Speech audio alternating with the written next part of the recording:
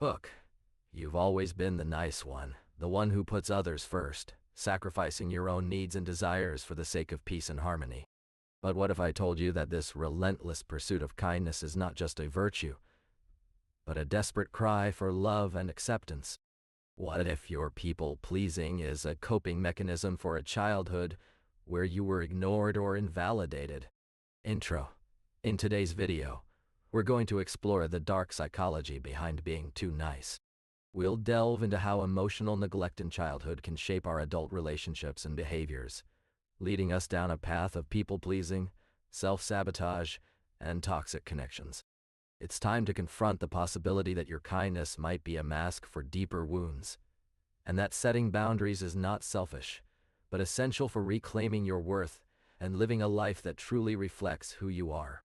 You see, being too nice can sometimes be a mask for deeper issues. For some, people-pleasing might have started as a way to cope with emotional neglect in childhood. Think of it like trying to fill a bucket that's empty from the inside out. You're pouring all this energy into making others happy, hoping it'll somehow fill the void within. But the problem is, it never quite works. You end up feeling drained and depleted, yet still needing more validation. I know someone who grew up in a household where their needs were constantly dismissed. They became experts at anticipating everyone else's desires, always putting on a happy face to avoid conflict. It took them years to realize that this niceness was actually a defense mechanism, a way to keep the peace and avoid feelings of rejection or abandonment.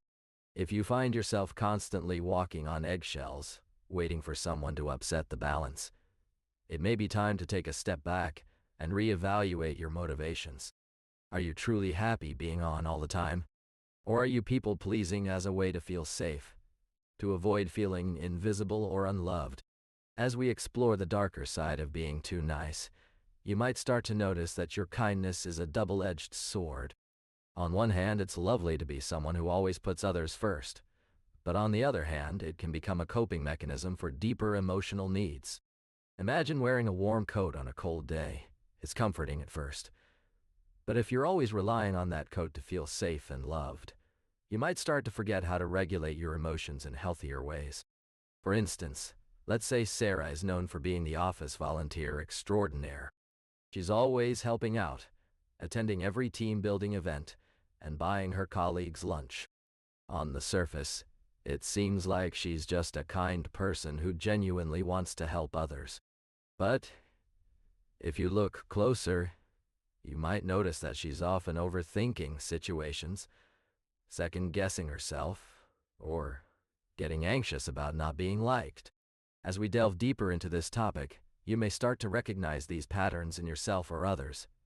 The constant need for validation, the fear of rejection, or the inability to set boundaries. It's essential to ask ourselves, am I using kindness as a way to feel secure, or am I genuinely connecting with others? We've explored the motivations behind being too nice, but now let's take a closer look at the behaviors that can sabotage our relationships. Think about it. When we're so focused on being liked, we often sacrifice our own needs. We people please, sacrificing our time and energy to avoid conflict or rejection. This can lead to resentment and burnout. Let's dive deeper into the link between childhood trauma and people-pleasing behaviors.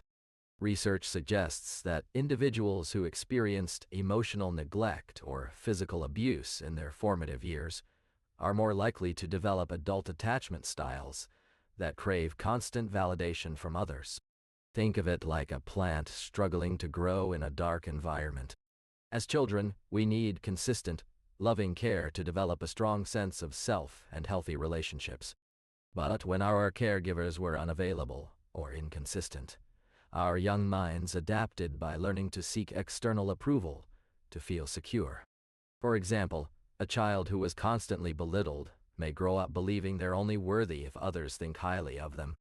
This can manifest as people-pleasing in adulthood, always striving for the approval and acceptance of others, even at the expense of one's own needs. It's a coping mechanism that becomes deeply ingrained, often without us realizing it. When we're in a toxic relationship, whether romantic or platonic, We often try to save the other person from their own struggles. We take on their emotional burdens, trying to be the calm in the storm. But what happens when that storm never subsides?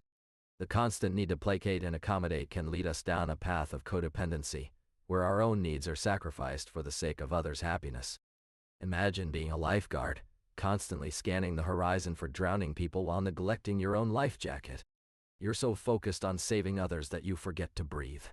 The exhaustion is real, and it's not just physical. Emotional exhaustion seeps into every aspect of our lives, leaving us drained, depleted, and wondering why we can't seem to fill our own cups.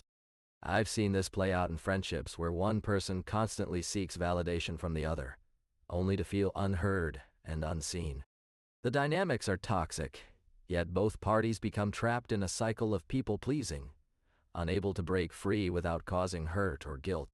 We've all been there, overcommitting ourselves to the point where we're running on fumes, constantly seeking validation from others to fill a void within. But here's the thing. This isn't selflessness. It's people-pleasing. It's like being in a romantic relationship where you give and give, but never receive anything back. The love and energy drain is palpable. You may feel guilty saying no or setting boundaries, but think about it. What message are we sending to ourselves when we constantly prioritize others' needs over our own? We're telling ourselves that we're not worthy of respect, care, and attention unless we put everyone else first. As we've explored the dark psychology behind being too nice, I want to gently point out that people-pleasing behaviors often stem from a place of deep emotional pain. It's as if we're trying to fill an empty void within ourselves by constantly putting others first. We may feel like we're good when we help someone else, but in reality, we're just numbing our own feelings of inadequacy. As we wrap up this exploration of the dark psychology behind being too nice, I want to leave you with a crucial thought. What if being nice isn't about being good or kind, but rather about distracting ourselves from our own pain? What if, beneath all that people-pleasing and self-sacrificing, we're just trying to fill the void within? Think of it like this. Imagine you're standing in front of a mirror, staring at your reflection. You've spent years perfecting the nice persona. But what happens when you finally take off the mask? What do you see staring back at you? Perhaps it's not the person you wanted to be, but someone who's worthy of love and acceptance just as they are. It's time to shift our focus from trying to please others to cultivating self-worth. When we prioritize radical self-acceptance, boundaries become a natural extension of that love, not an obstacle to relationships.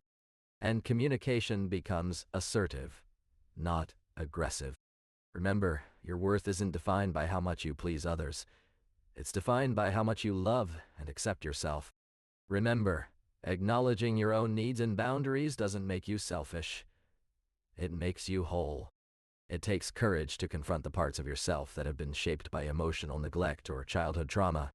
But in doing so, you're not only healing old wounds, you're also opening up to the possibility of true connection with others, free from the weight of people-pleasing. You are not alone in this journey.